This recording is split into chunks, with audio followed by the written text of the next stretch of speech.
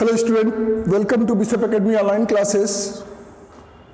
In the previous video, I was discussed about the calculation of sacrificing ratio and gaining ratio and accounting treatment of goodwill, in which we passed journal entry about existing goodwill or a period goodwill and valued goodwill. In this video, I am going to discuss about the accounting treatment of reserves and accumulated profit and losses. Dear student, at the time of reconstitution, when any change in partnership deed, जब firm का reconstitution होता है उस समय में reserves और accumulated profit जो पहले से मौजूद रहते हैं पार्टनरशिप फर्म में, उनको पार्टनर्स कैपिटल में ट्रांसफर किया जाता है according to the willing of partners. So first of all, we have to know about the reserves. You know, you have already read in class 11th about provisions and reserves. So first of all, we will discuss about the types of reserves. Types of reserves. हम reserves के बारे में discuss करेंगे. तो reserves के बारे में discuss करेंगे तो सबसे पहला जो रिजर्व्स आता है वो आता है आपका general reserve. General reserves. Second, workman compensation reserve.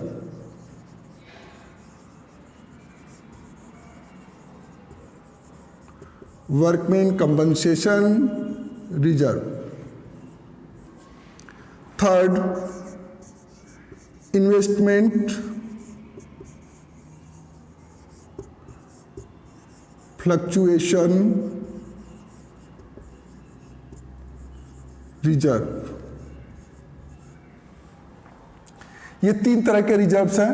और जब हम एक्यूमुलेटेड प्रॉफिट की बात करेंगे, accumulated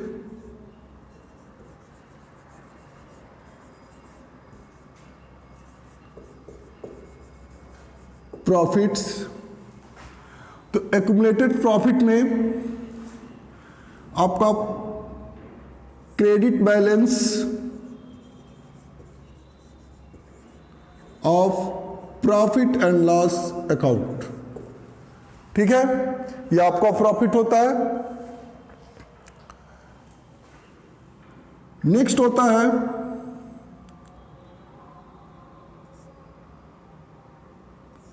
profit on revaluation account. ये आगे आप पढ़ेंगे, ये भी आपके एक्यूमुलेटेड प्रॉफिट्स में आता है. ठीक है, इसका आप रिवैल्यूएशन अकाउंट बनाएंगे तभी इसका प्रॉफिट आता है. हम एक्यूमुलेटेड लॉसेस की बात जब करेंगे, ये आपके ये सभी हमेशा ओल्ड रेशियो में ही डिस्ट्रीब्यूट किए जाएंगे, पार्टनर्स कैपिटल में क्रेडिट किए जाते हैं. ठीक. अब हम बात करेंगे एक्यूमुलेटेड लॉसेस की. Accumulated loss. एक्यूमुलेटेड लॉस की बात जब करेंगे, इसमें आएगा आपका debit balance of profit and loss account. Next आएगा advertisement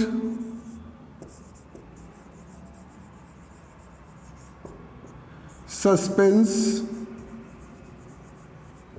account. Deferred revenue expenditure account. देखिए यहां पे जो आपने देखा कि ये जो debit balance credit balance of profit loss account है, ये प्रॉफिट होता है. ठीक. और ये आपके बैलेंस शीट के लायबिलिटी साइड में दिया रहता है, ये लायबिलिटी साइड. ठीक. और ये जो होता है debit balance of profit loss account, ये लॉस होता है और ये बैलेंस शीट के एसेट साइड में दिया रहता है. ये भी सब सारे लॉसेस आपके एसेट साइड में ही दिए रहते हैं, ये भी एसेट साइड में ही दिया रहता है। ठीक, तो ये जो आप जानते हैं कि all expenses losses and assets are debited, तो इसीलिए ये देखिए debit balance of profit and loss account है। ये credit all incomes gains profits are credited, तो ये credit balance of profit loss account है। तो ये तो आप जानते हैं, ये आपके accumulated profit and loss and reserves हुए। अब देखिए थोड़ा सा, ये जो रिजर्व्स है, ये तीनों रिजर्व्स है, ये सब आउट ऑफ प्रॉफिट क्रिएट किए जाते हैं, आउट ऑफ प्रॉफिट। ये प्रॉफिट में से ही ये कुछ पार्ट निकाल लिया जाता है इन सब रिजर्व्स को क्रिएट करने के लिए। So we can say that all reserves, general reserves, workman compensation reserve and investment fluctuation reserve created out of profit. ये आउट ऑफ प्रॉफिट से ही क्रिएट किए जाते हैं, प्रॉफिट से ही क्रिएट किए जाते हैं। जब हम इनके जर्नल एंट्री की बात करेंगे तो हम दो तरीके से इसकी जर्नल एंट्री करते हैं। व्हेन, पहला फर्स्ट है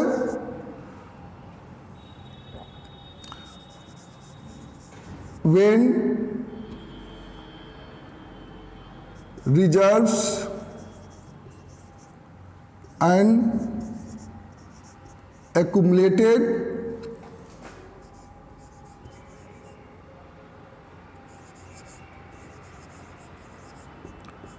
profit transfer to partners capital account। ठीक, दो तरीके से इसका स्टडी करते हैं। When reserves and accumulated profit transfer to partners capital account, when reserves and accumulated profit not transfer to partners capital account. दो तरीके से किए जाते हैं। तो अगर हम इसको ट्रांसफर करते हैं तो इसकी जर्नल एंट्री हम क्या करेंगे, तो दोनों के लिए अलग अलग जर्नल एंट्री होगी। फर्स्ट, इसमें अगर ट्रांसफर करते हैं तो ये सारे all reserves and accumulated profit will be credited to partners capital account। all reserves and accumulated profit will be credited to partners capital account। ये सारे partners capital में क्रेडिट होते हैं। अब कैसे क्रेडिट होते हैं, इसकी जर्नल एंट्री पास होगी, general reserve account debit workman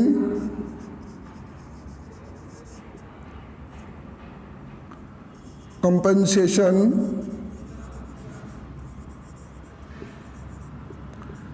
reserve account debit investment fluctuation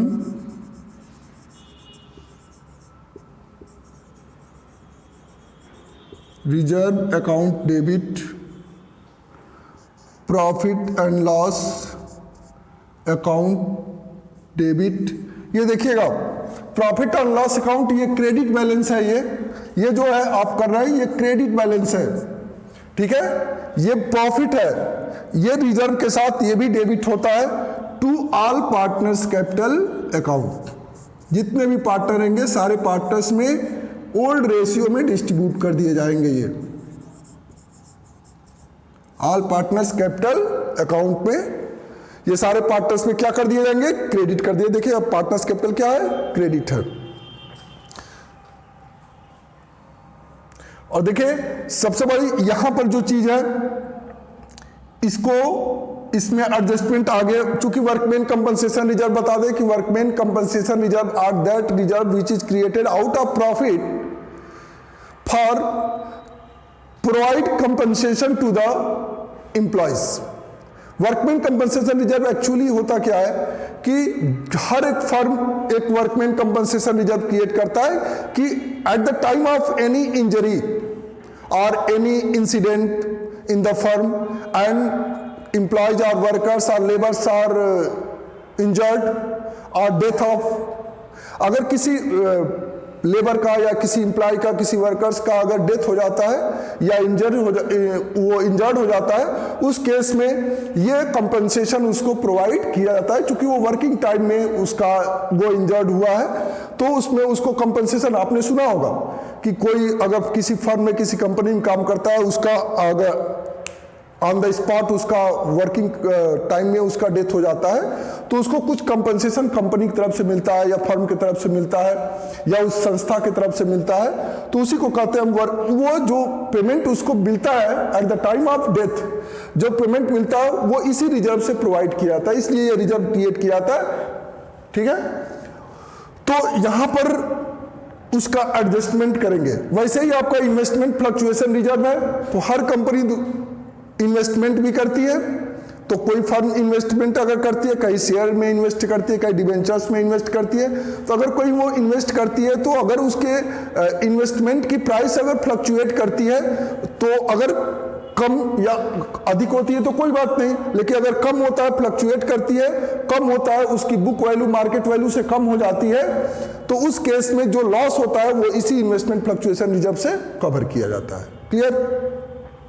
तो इसलिए उसको क्रिएट किया था। जनरल रिजर्व आपका जो जनरली लॉस होता है अगर फर्म में किसी प्रकार की कोई डिफिशियंसी होती है, तो इससे कवर किया जाता है उसको, इसलिए ये आउट ऑफ प्रॉफिट इमरजेंसी के लिए इसको रिजर्व करके रखे रहते हैं। So at the time of reconstitution all reserves and profit will be created to partners capital account, क्योंकि ये आउट ऑफ प्रॉफिट ही क्रिएट रहता है। जब फर्म का फिर से रिन्यूएशन हो जाता है, फिर से रीऑर्गेनाइज किया जाता है, फर्म को रिकॉन्स्टिट्यूशन किया जाता है, उस केस में जो पहले के रिजर्व होते हैं वो सारे पार्टनर्स में डिस्ट्रीब्यूट कर दिया जाता है, जिससे कि फिर से, क्योंकि ये जो रिजर्व है जब पार्टनर्स कैपिटल में जब ट्रांसफर करते हैं, तो पार्टनर्स कैपिटल की वैल्यू क्या होती है, फ्लक्चुएट करती है, तो उस केस में हम इसको क्या करते हैं, अब न्यू कैपिटल उनका जनरेट होगा, और उस न्यू कैपिटल के जनरेट होने पर फिर से जो फर्म होगा क्या होगा, रिकॉन्स्टिट्यूट हो जाएगा, नया हो जाएगा। ठीक है, तो ये एंट्री पास करेंगे। तो ये फर्स्ट एंट्री आपका when reserves and accumulated profit transfer to partners capital account. Second entry आप इन लॉसेस के लिए करेंगे। लॉसेस में जो भी लॉसेस होगा उसको हम पार्टनर्स कैपिटल में डेबिट करेंगे, इसलिए इसमें जो होगा वो all partners capital account debit to profit and loss account. ये आपका क्या है, डेबिट बैलेंस है, याद रखिएगा, ये है, ये लॉस है, to advertisement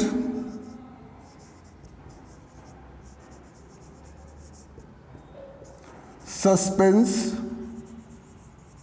account, to deferred revenue expenditure account. ये जो भी चीजें हैं आप जो ये डिस्ट्रीब्यूट करेंगे, ये हमेशा ओल्ड रेशियो में ही डिस्ट्रीब्यूट करेंगे। ठीक है, ये भी चीजें जो आप डिस्ट्रीब्यूट करेंगे वो हमेशा सब किस रेशियो में डिस्ट्रीब्यूट करेंगे, ओल्ड रेशियो में ही डिस्ट्रीब्यूट करेंगे। तो इसमें देखिए सारे पार्टनर्स यहाँ पे क्रेडिट हुए हैं, यहाँ पे सारे पार्टनर्स डेबिट, क्योंकि ये लॉस है और ये क्या है, प्रॉफिट ऑफ रिजर्व्स है, तो ये आपके क्रेडिट होंगे और ये डेबिट होगा।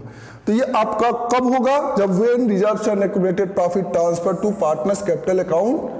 ठीक है, अब दूसरा केस, अब इसी पर एक क्वेश्चन सॉल्व कर देंगे। दूसरा केस होगा कि when reserves and accumulated profit are not transfer to partners capital account. अब इस बेसिस पर एक क्वेश्चन सॉल्व कर दे रहे हैं और उसको आप देख लीजिएगा, फिर उसी हिसाब से आप भी जनरल एंट्री पास करेंगे।